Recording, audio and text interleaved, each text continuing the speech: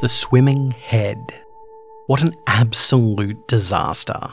Not only were at least 5 people killed by this creature, the morons pretty much fed themselves to it. As if that wasn't bad enough, the idiots live streamed the whole thing. Does anyone know how much money it costs to bury this sort of incident? To frame it as the most creative suicide cult of the modern age? No? Well, for one thing, there are major Hollywood productions with smaller budgets than what we had to outlay to suppress this incident. This is an official recounting of the swimming head incident, which took place in New York during the winter of 2018. A massive snowstorm had trapped most of the blocks inside, including one artist colony that had moved into a brownstone. The place was full of those creative, quirky types who never liked doing things the normal way. So when one of them suggested making a heated indoor swimming pool in their massive, unused basement, no one had the common sense to realize that it was a bad idea. No, these free thinkers were just skilled enough and counterculture enough to go for it, especially as they were bored and mostly restricted to the insides of the house due to the harsh winter outside. So they started the project of transforming the basement into a pool, posting it online as a constant live stream, showing people what could be done when a group of like-minded individuals align their talents and work together. If that was all they did, the agency would never have needed to be involved, nor would there be any concern about them potentially ruining the foundation of their home. What they didn't know was that there was another chamber under the basement in the brownstone. An old, unused sewer line that used to have water running through. There was also the swimming head, deep in hibernation. The sounds of construction and the flooding of the basement woke it from its centuries-long sleep. And when creatures are done hibernating, the first thing they want to do is eat. Swimming head is a unique creature, as it hunts slowly. The first thing it did, without its victim's awareness, was release a strong chemical into the water supply. The effect was to dramatically impair the judgment centers of the victims' brains, leaving them loopy and airheaded.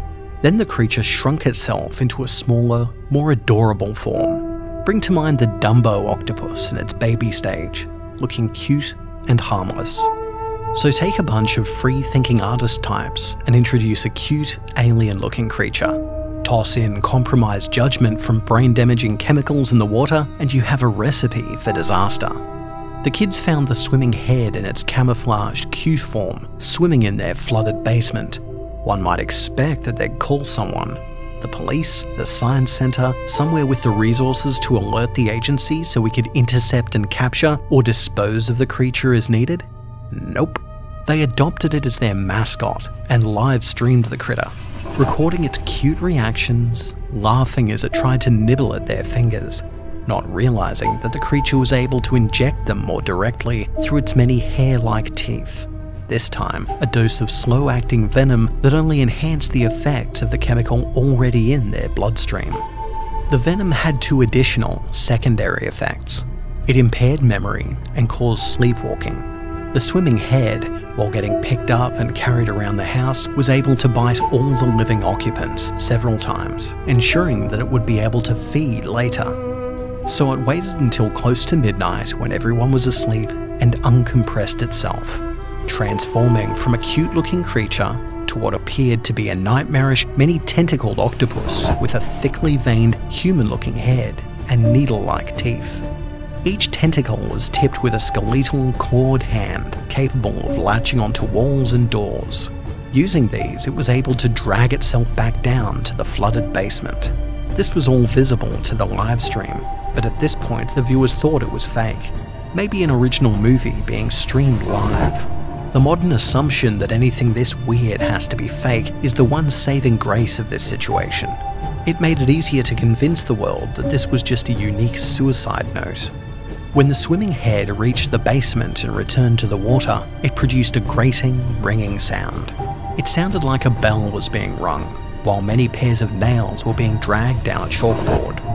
The sound echoed through the house, and something about the sound triggered the sleepwalking effect of the venom for one of the people. They got out of their bed and, in a daze, made their way to the basement. On camera and on stream, the sleepwalking victim entered the water and dove deep into the embrace of the swimming head. The creature wrapped its many limbs around its victim and drowned them. One truly horrible aspect of this experience is that the action of drowning snaps the victim back to full consciousness, only to realize that they are trapped in the grip of a monster and it's too late to struggle. But they do, and the creature bludgeons them with its tentacle claws as it drowns them. It's not a pleasant death. The swimming head will spend the remainder of the night devouring them, ripping their still twitching body into consumable chunks and eating every piece. Not a trace of the victim is left. Once done with its meal, the swimming head climbs back out of the basement and makes its way to an occupied bedroom, shifting to its smaller, cute form as it does so. In the morning, the others will awaken and not even notice that one of their number is missing.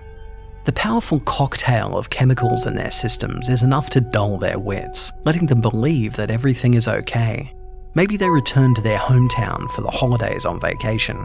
Maybe they were visiting another country for work. None of them noticed that their stories conflicted or that the victim's property still remained in the house. Wallet, keys, cell phone and laptop were still present in the house, things that someone traveling would take with them. The ditziness kept them from making the critical connection. All the way, they continued petting and cuddling with the cute creature they'd found in the basement. Over the next 4 nights, the same thing that happened to their roommate would happen to them. The creature would wait until everyone had fallen asleep, then transform and crawl back down to the flooded basement. There, the swimming head would repeat its siren call, drawing another person down. And like the first, they would only realize their predicament at the last moment, far too late to stop it. The creature ate well for those 4 remaining nights. Finally, when there were no more people to eat, the swimming head made one last change into a cocoon-like husk. It would do something to drain the water from the basement and follow the water into the water pipe that the housemates had tapped to bring water into the room. Then, it was gone. At that point, the house was empty, the equipment was still playing live, and the agency was able to arrive just in time when people were starting to think the footage was real. The swimming head has still not been found.